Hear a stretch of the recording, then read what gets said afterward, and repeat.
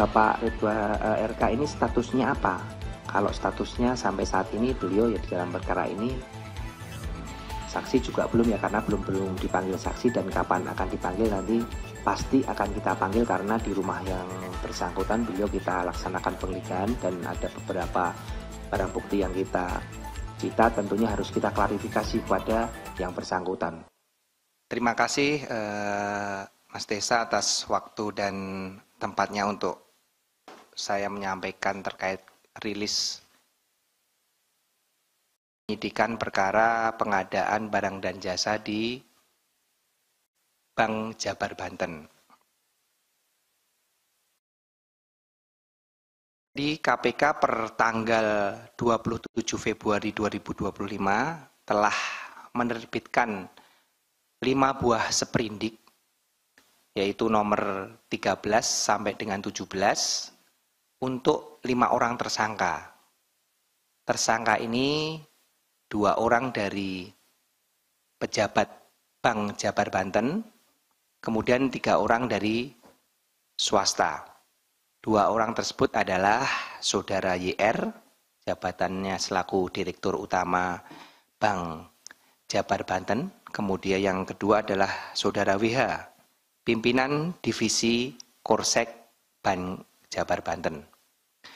Kemudian 3 orang swasta ini adalah pemilik agensi iklan, yaitu Saudara ID, pemilik agensi Arteja, Mulyatama, dan Cakrawala Kreasi Mandiri. Kemudian Saudara S adalah pemilik agensi BSC dan WSBE. Kemudian Saudara SJK, pemilik agensi CKMB dan CKSB. Terus saya sedikit jelaskan kepada teman-teman media semua bahwa di tahun 2021 sampai pertengahan 2023, Bank Jabar Banten ini realisasikan belanja beban promosi umum dan produk bank yang dikelola oleh Divisi Korsek sebesar kurang lebih 409 miliar yang digunakan untuk biaya penayangan iklan di media TV, media cetak maupun media online yang bekerja sama dengan 6 agensi tadi yang saya sebutkan. Jadi 3 orang tadi itu masing-masing memiliki 2 agensi yang memenangkan sebagai pihak vendor yang menerima pekerjaan penempatan iklan oleh Bank Jabar Banten. 6 agensi tadi secara rinci masing-masing menerima PT CKMB 41 miliar, kemudian CKSB 105 miliar, PT AM 99 miliar, PT CKM 81 miliar, PT BSCA 33 miliar, dan PT WSBE 49 miliar.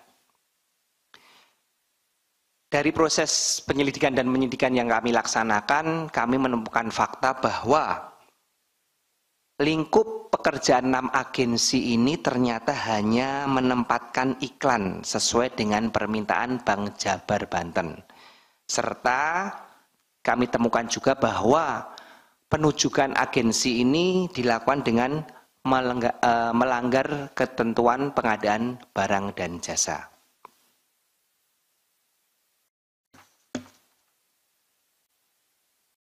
Kemudian dari proses penempatan yang dilakukan oleh 6 agensi tadi, seperti biasa modus terhadap pemakaian uang tersebut dilakukan dengan tidak kesesuaian antara pembayaran yang dilakukan oleh BJB ke agensi dengan agensi kepada media yang ditempatkan iklan tersebut. Jadi dari 409 tadi yang ditempatkan dipotong dengan pajak ya, kurang lebih nanti jatuhnya 300 miliar. Hanya kurang lebih 100-an miliar yang ditempatkan sesuai dengan real pekerjaan yang dilakukan. Itu pun kami belum melakukan tracing secara detail ya terhadap kurang lebih 100 miliar tersebut. Namun yang tidak real ataupun fiktif kurang lebih jelas sudah nyata sebesar 222 miliar rupiah selama kurun waktu 2,5 tahun tersebut. Adapun penggunaan uang tersebut memang di BJB ini ada suatu dari hasil penyidikan yang kami laksanakan kebutuhan-kebutuhan yang non-budgeter. Jadi Dirut Bank Jabar yaitu Saudara YR bersama-sama Saudara Widi ini melakukan kerjasama dengan agensi tersebut untuk bersepakat bagaimana untuk memenuhi dana non-budget tersebut. Akhirnya dibuatlah tadi suatu penempatan iklan yang sebenarnya PT BJB itu bisa langsung menempatkan ke media, namun digunakan pihak agensi guna mengambil sejumlah uang tadi di 2,5 tahun kurang lebih 222 miliar. Adapun beberapa PMH yang telah kami temukan terhadap perkara ini adalah Saudara YR selaku Dirut bersama-sama dengan Widi Hartarto yang di sini adalah dia PPK-nya terhadap proses pengadaan barang dan jasa penempatan iklan tersebut, mengetahui dan memang sengaja menyiapkan agensi-agensi tersebut untuk memenuhi kebutuhan dana budgeter sehingga penunjukan mereka pun tidak sesuai dengan peraturan yang berlaku di internal Bank Jabar Banten terkait dengan pengadaan barang dan jasa. Kemudian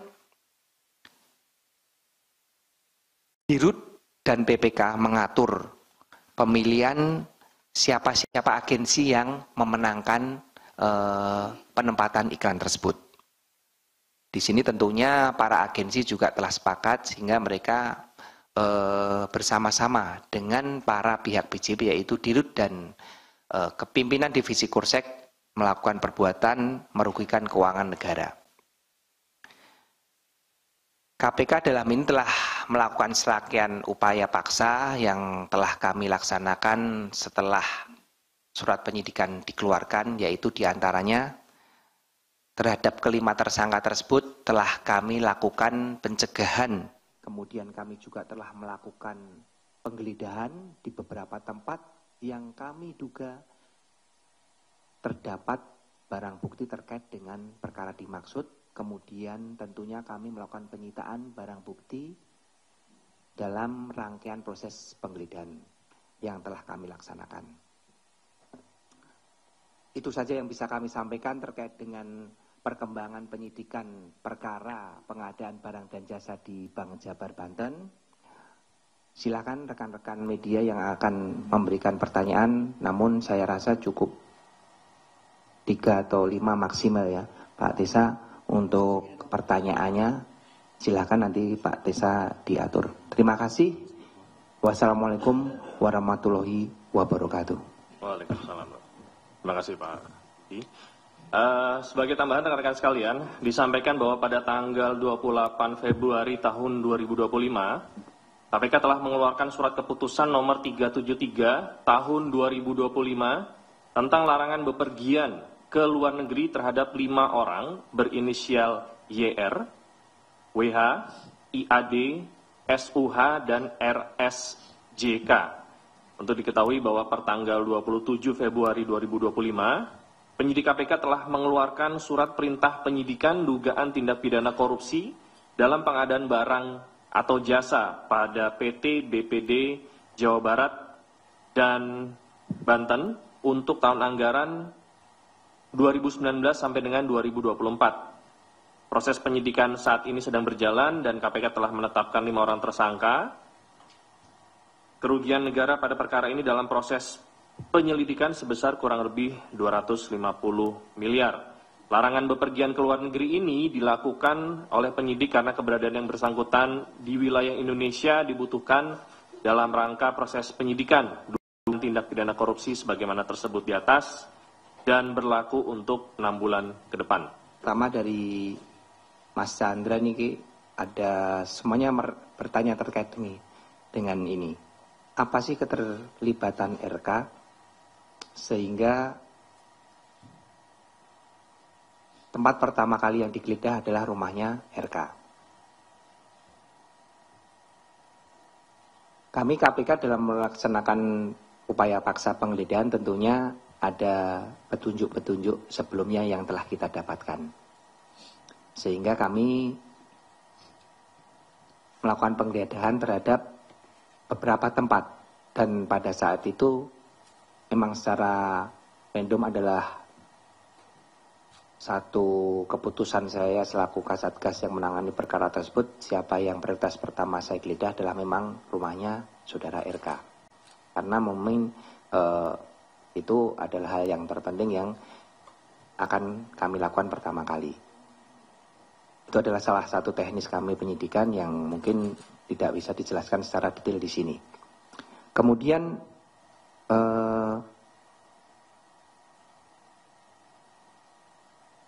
apa saja barang bukti yang didapatkan, baik itu di rumah Pak RK maupun di kantor BJP. Barang bukti yang kita dapatkan dalam proses penggeledahan ini overall ya, saya bukan ngomong di satu tempatnya. Selama 3 hari saya melaksanakan penggeledahan, banyak yang kami dapatkan terkait dengan dokumen-dokumen, catatan-catatan terkait dengan pengeluaran dana non-budgeter tersebut, kemudian terkait dengan aset-aset tadi seperti yang ditanyakan Om Sabir, itu semuanya kita, belum semuanya sih ya, tapi kita sudah dapat memetakan siapa saja pihak-pihak yang nikmati terkait dengan dana non-budgeter ini. Kemudian kami juga menyita sejumlah uang namun dalam bentuk deposito kurang lebih 70 miliar rupiah. Kemudian ada beberapa kendaraan roda 2 maupun roda 4. Kemudian aset tanah, rumah, bangunan juga sudah kita lakukan penyitaan dalam proses ini yang kami duga tempusnya maupun perolehannya berkesesuaian dengan perkara yang sedang kita tangani. Bapak Ridwan RK ini statusnya apa? Kalau statusnya sampai saat ini beliau ya di dalam perkara ini, saksi juga belum ya, karena belum dipanggil saksi, dan kapan akan dipanggil nanti pasti akan kita panggil karena di rumah yang bersangkutan beliau kita laksanakan penggeledahan dan ada beberapa barang bukti yang kita cita, tentunya harus kita klarifikasi kepada yang bersangkutan. Terkait kapannya, tentunya sesegera mungkin akan kami panggil untuk seluruh saksi-saksi terkait dengan hasil penggeledahan yang kami laksanakan untuk mengklarifikasi terhadap barang bukti yang kami ambil maupun kami sita dari tempat yang bersangkutan.